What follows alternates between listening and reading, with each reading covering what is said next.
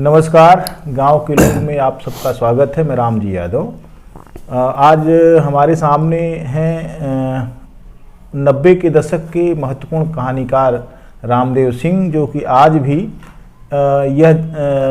यह रुतबा रखते हैं कि जब भी उनकी कोई चीज़ छपती है तो हम लोग कहते हैं जल्दी से पढ़ें कि क्या लिखा है इन्होंने। रामदेव सिंह की कथा यात्रा बहुत लंबी है, 3 दशक से ऊपर की कथा यात्रा है इनकी।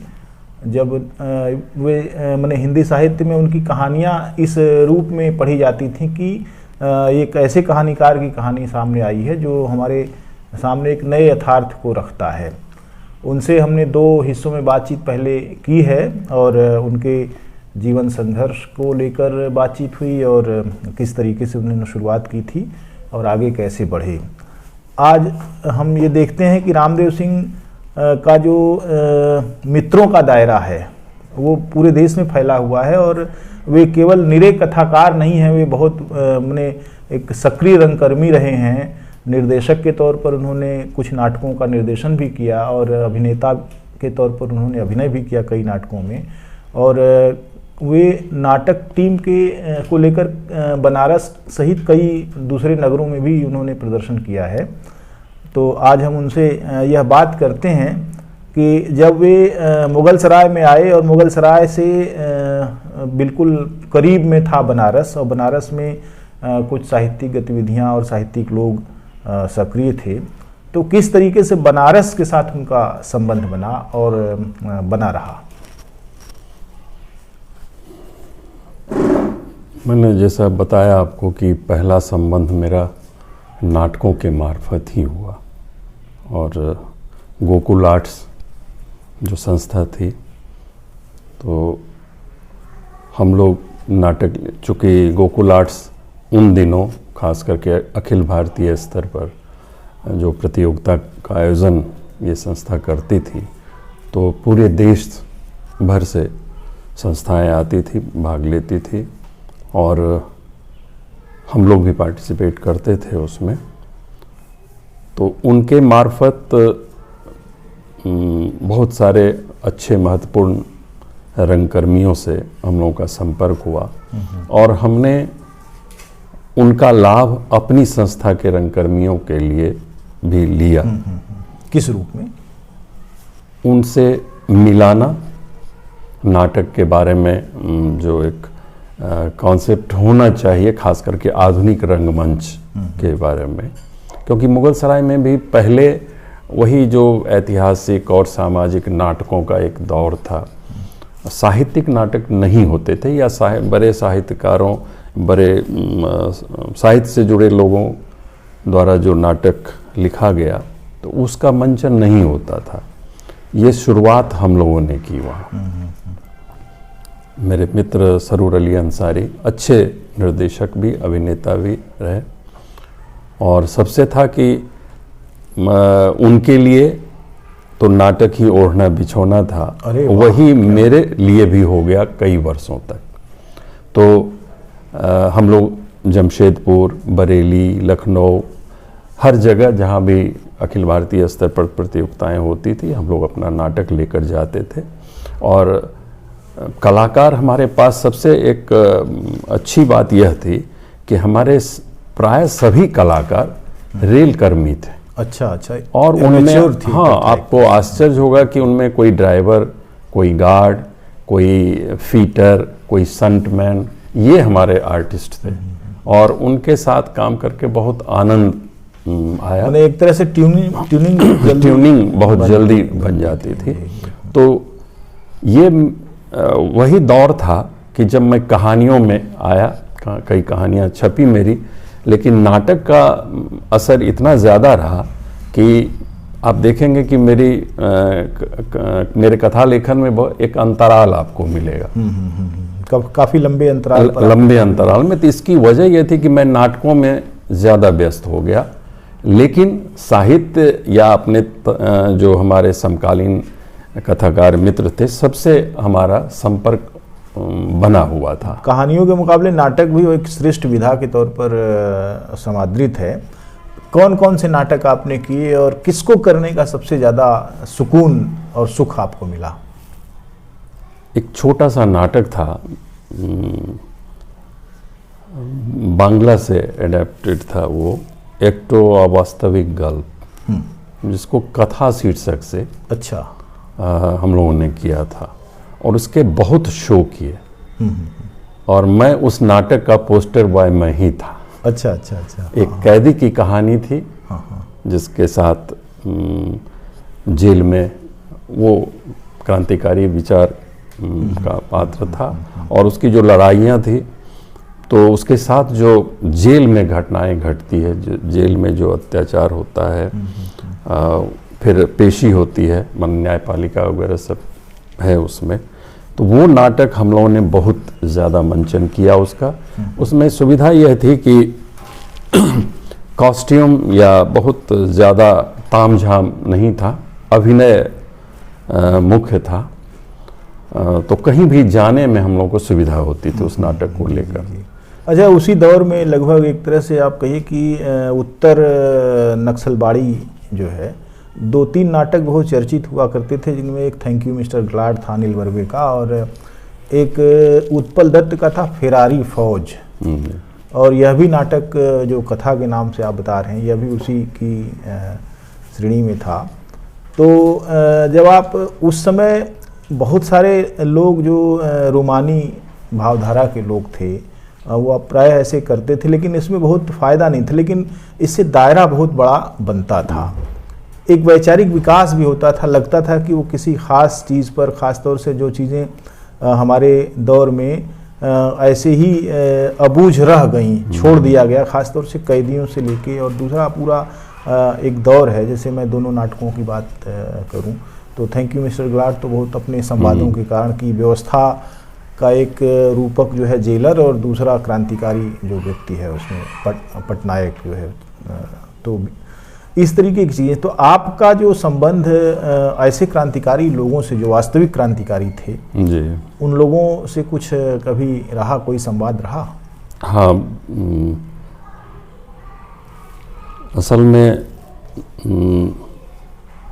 मेरा झुकाव, मैंने प्रारंभ में ही बताया कि उनके समाज में जो वंचित थे, दबे कुचले थे, जिनके साथ भेदभाव होता रहा था, हम अपने समाज में जिस तरह देख रहे थे उसे, वो भेदभाव हालांकि उस तरह से नहीं था जो बिहार के अन्य इलाकों में था। वो एक बहुत महीन सा शोषण जो था, वो बहुत महीन किस्म का शोषण था। तो उनके प्रति जो मेरी भावना थी वो कुछ कहानियों में आई, और उन्हीं दिनों मुझे ये कहने में कोई परहेज नहीं है कि नक्सलवाद का की जो व्यापकता है, पता नहीं क्यों जो खबरें छपती थी, कहानियाँ छपती थी, उनकी एक रुझान मेरी उधर तुरंत हो जाती थी। मैं उन दिनों से मुझे धुंधली सी याद है, वो मुसहरी वगैरह का जब कांड हुआ था, या रूपसपुर चंदवा का, तब तो मैं बहुत बड़ा नहीं था, लेकिन मेरा ध्यान उधर जाता था कि यह जो कुछ हो रहा है ये गलत हो रहा है। तो उन्हीं दिनों जब ऐसे लोगों को पढ़ा, तो मैंने शायद पहले भी आपसे जिक्र किया कि 77 के चुनाव के बाद, 77 के चुनाव के दौरान ही जब 45,000 लोग जेलों से रिहा किए गए, जिन्हें नक्सलवादी के नाम पर बंद किया गया था, तो फिर मास पॉलिटिक्स में वो आए।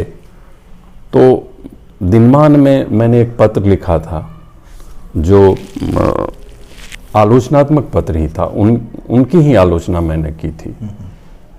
जो कई ग्रुप जो जितने धरे थे नक्सलवादियों के, मुझे लगता है कि 12-13 फैक्शंस थे, तो उन लोगों का एक ग्रुप बना था।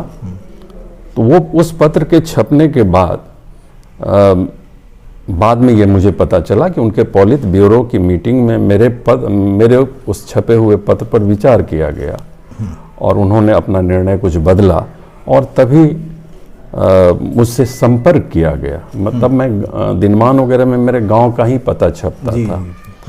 तो खास करके मैं कानू सान्याल से ज़्यादा प्रभावित था, इसलिए कि मुझे लगता था कि नक्सलवाद की राह पर चलते हुए भी कहीं ना कहीं उनका एटीट्यूड गांधीयन है। ये संयोग भी कह सकते हैं कि उनके जो रिश्तेदार जंगल संथाल थे, जो नक्सलबाड़ी गांव के पहले जो क्रांतिकारी, तो उनके साले मुझसे संपर्क करने आए थे। लेकिन मेरे सामने बहुत दुविधा की स्थिति थी।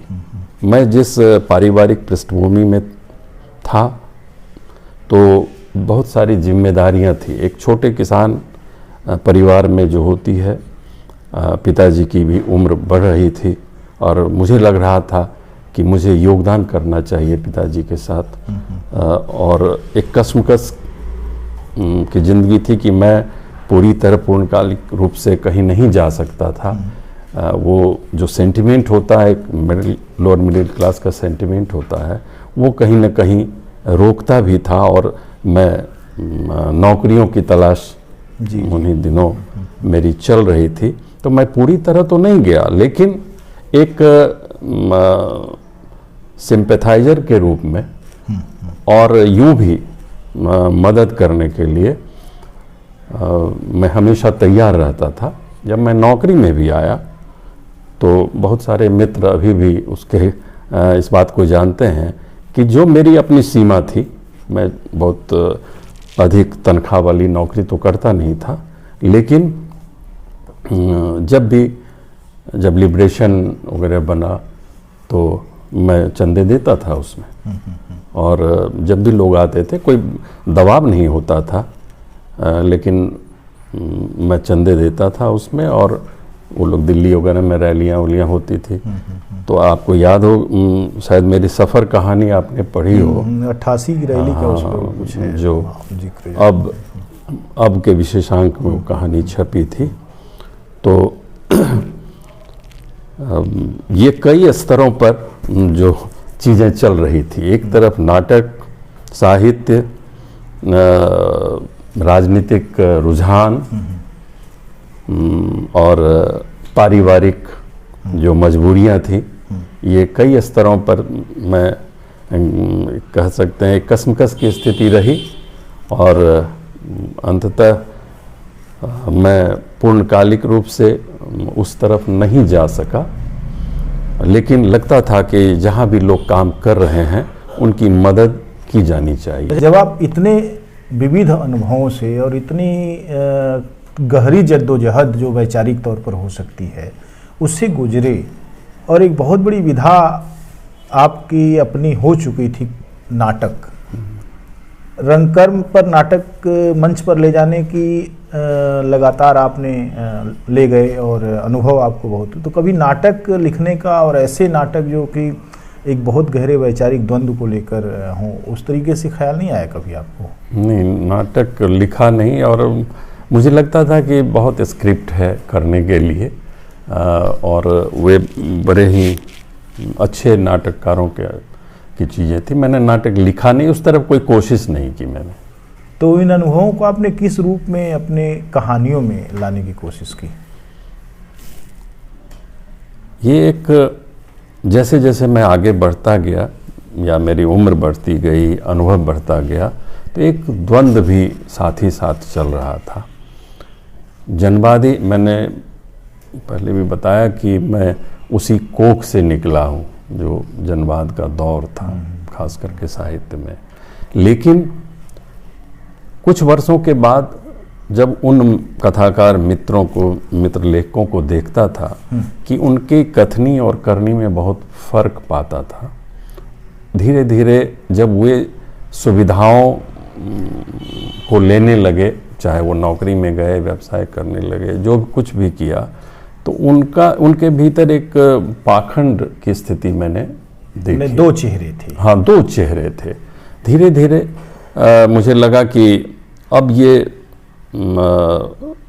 मेरी ज़मीन नहीं रह गई है।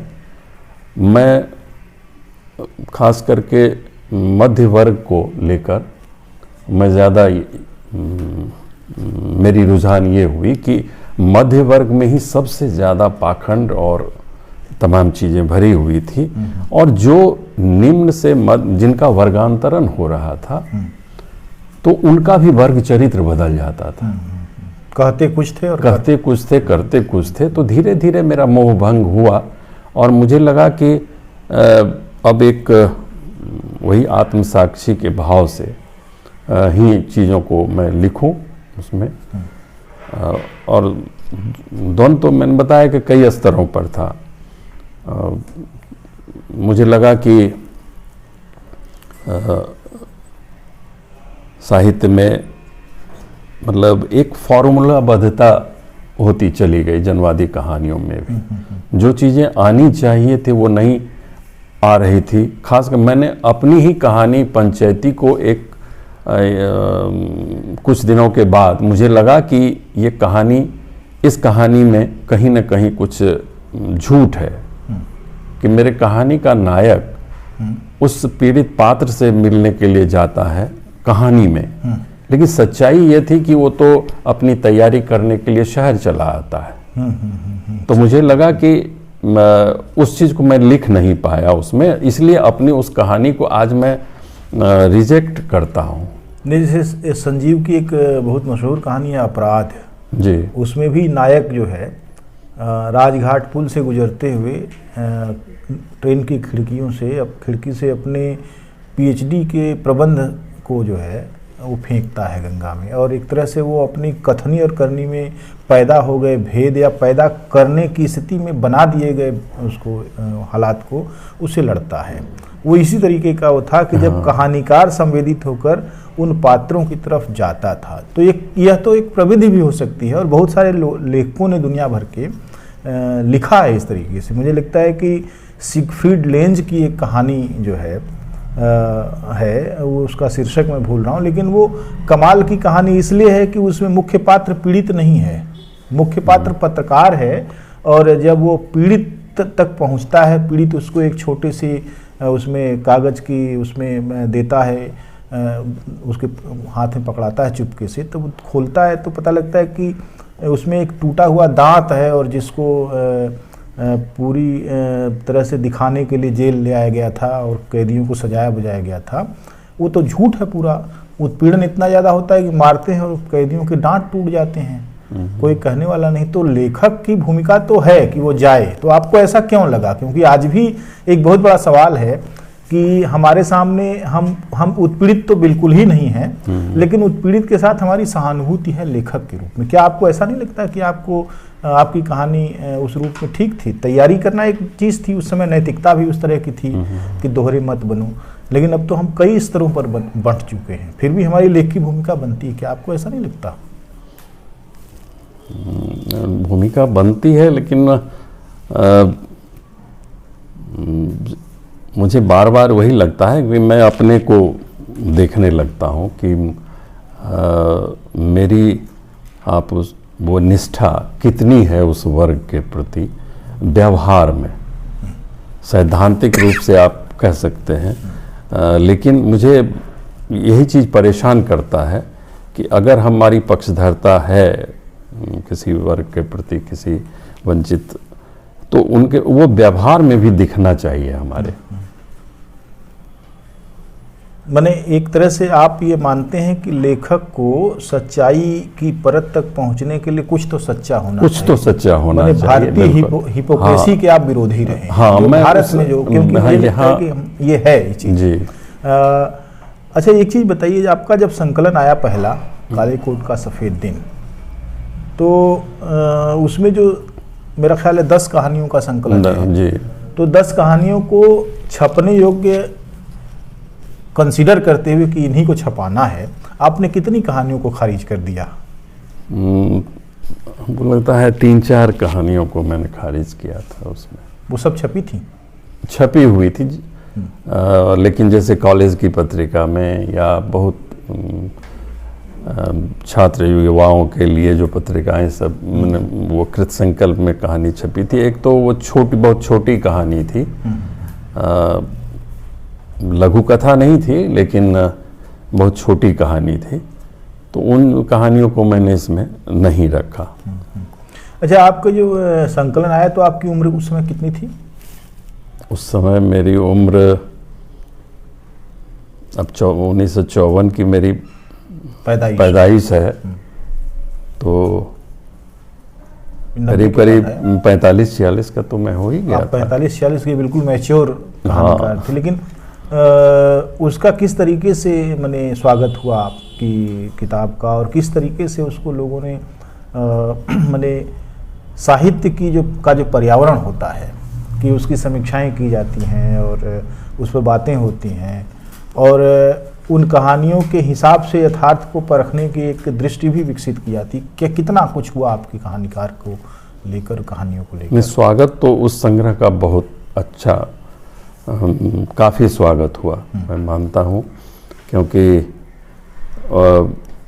अगर जिनको मैंने नहीं भी दिया था, जिन मित्रों को समीक्षा वगैरह के लिए, तो उन्होंने भी कहीं से ऊपर करके उस पर लिखा, और मैं समझता हूँ कि उस दौर में मतलब हंस कथा देश से लेकर इंडिया टुडे तमाम पत्रिकाओं और अखबारों में, कुछ तो अखबारों में भी ढेर सारी समीक्षाएं आई, और लोग मुझे पहचानने लगे उस एक संग्रह से ज़्यादा पहले की अपेक्षा। जैसे जब तक कहानियाँ बिखरी हुई थी पत्रिकाओं में लोग पढ़ते थे, लेकिन उस संग्रह ने मुझे एक पहचान तो दी। और मुझे याद आ रहा है कि उसमें चूंकि ज़्यादातर कहानियाँ रेल को छूती है, रेल के जीवन को छूती है, तो मुझे याद है इस पर एक बहुत बड़ी गोष्ठी नरेन ने पटना में आयोजित की थी अपनी संस्था संवेदना के मार्ग पर, और मैंने कोई कहा नहीं था, लेकिन उसने कहा कि मेरी बहुत इच्छा है कि इस पर मैं एक आयोजन करूं। यहाँ से काशीनाथ जी भी गए थे, और हम समझते हैं कि पटना के सारे लोग मौजूद थे। और उस दिन जो छोटे छोटे शहरों से पटना में आए हुए थे किसी काम से, अखबार की सूचना पर सब पहुंच गए थे, और 200 लोग करीब थे उस गोष्ठी में। खगेंद्र जी की अध्यक्षता में वो गोष्ठी हुई थी। तो खगेंद्र जी ने अपने वक्तव्य में, मुझे याद है, उन्होंने कहा था कि आमतौर से लोग अपने पेशे पर कहानियां नहीं लिखते हैं, रामदेव सिंह ने अपने पेशे पर कहानी लिखी है, ये साहस की बात है। तो उन्होंने अच्छा वक्तव्य दिया था। गोपेश्वर जी का वक्तव्य, अवधेश प्रीत का वक्तव्य था, और भी कई लोगों का था। तो स्वागत तो बहुत अच्छा हुआ, जबकि मैं अपने दूसरे मित्रों की तरह लेकर, मतलब लोगों को, मैंने इसका कोई विमोचन नहीं करवाया था, मैंने दूसरी किताब का भी विमोचन नहीं करवाया। मुझे लगा कि ये चीज़ें लोगों के पास, पाठकों के तक पहुंचनी चाहिए, और हाँ, उस पर बहस हो सकती है। मैंने उसमें अपने वक्तव्य में मैंने कहा था कि चूंकि मेरी इस यात्रा में आप कह सकते हैं कि मैं दूसरी तरफ भी जाता रहा हूँ, जैसे नाटक की तरफ गया, तो एक अंतराल आपको मिलेगा, इसलिए मैं अपने को अब भी कैजुअल राइटर ही मानता हूँ हिंदी का। ये अंतराल जो आपके पहले से दूसरे संकलन, और मेरा ख्याल है उपन्यास आपका आया है, हाँ, तो ये अंतराल काफ़ी लंबा है, बहुत लंबा है। तो ये अंतराल क्यों हुआ? ये अंतराल, इस अंतराल के पीछे जाहिर है कि मेरी अपनी एक लेखक के तौर पर जो मुझे समय देना चाहिए अपने लेखन में, वो मैंने दिया नहीं।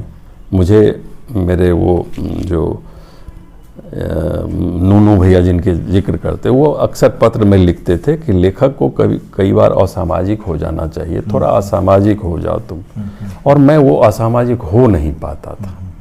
मैं झूठ नहीं बोल सकता था किसी को।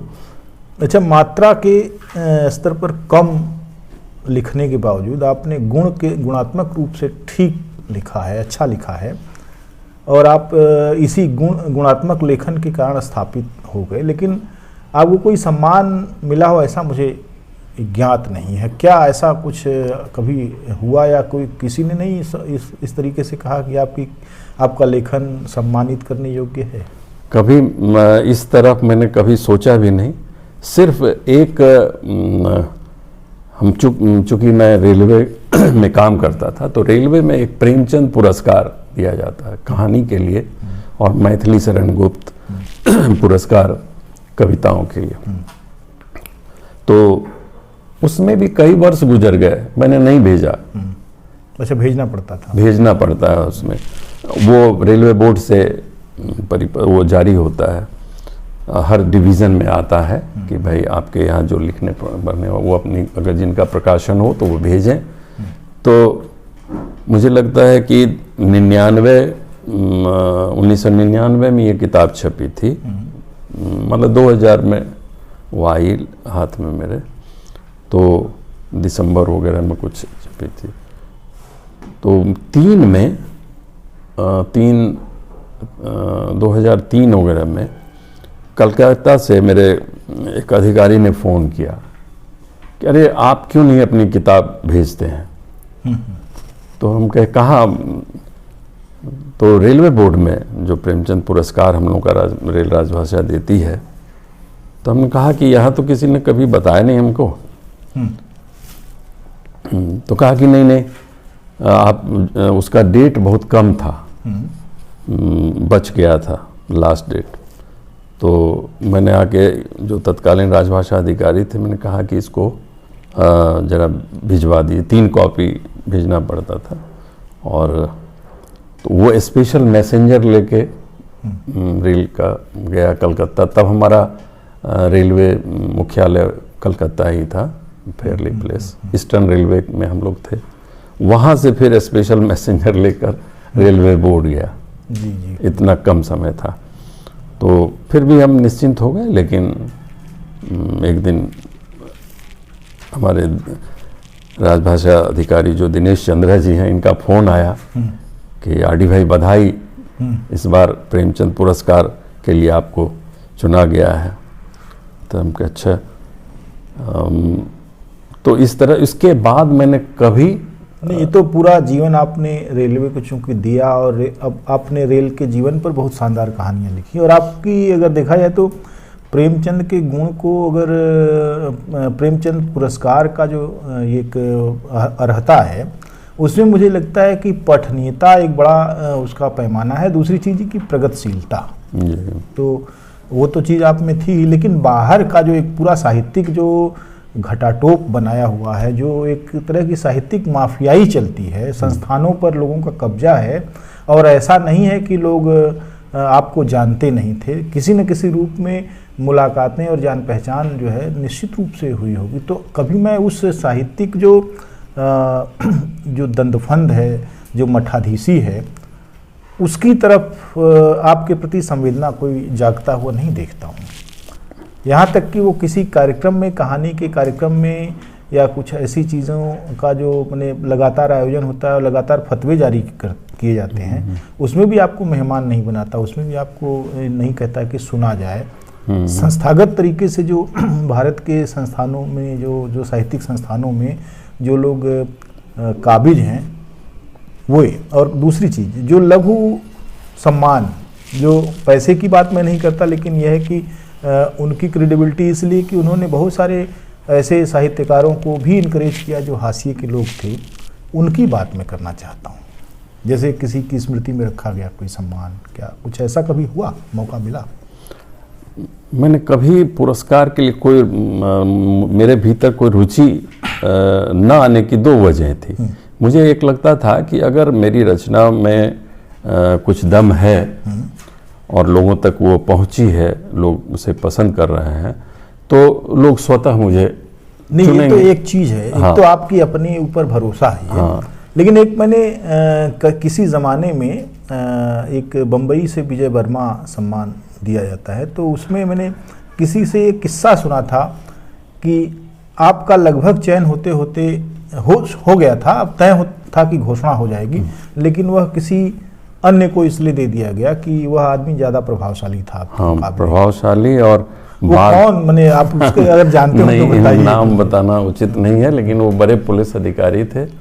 और हुआ कि उसी के निर्णायक ने मुझे बाद में कहा कि मुझे तो बहुत अफसोस हुआ बाद में कि ये इसके लिए आप डिज़र्व करते थे, लेकिन अब उस लेखक ने कहा कि रामदेव सिंह के पास तो अभी उम्र है, सो मेरी उम्र तो निकल जाएगी, मतलब उसमें एज बार था ना कुछ। अच्छा, हाँ 40 या 50 कुछ था ऐसा, जो 50 संभवतः था कि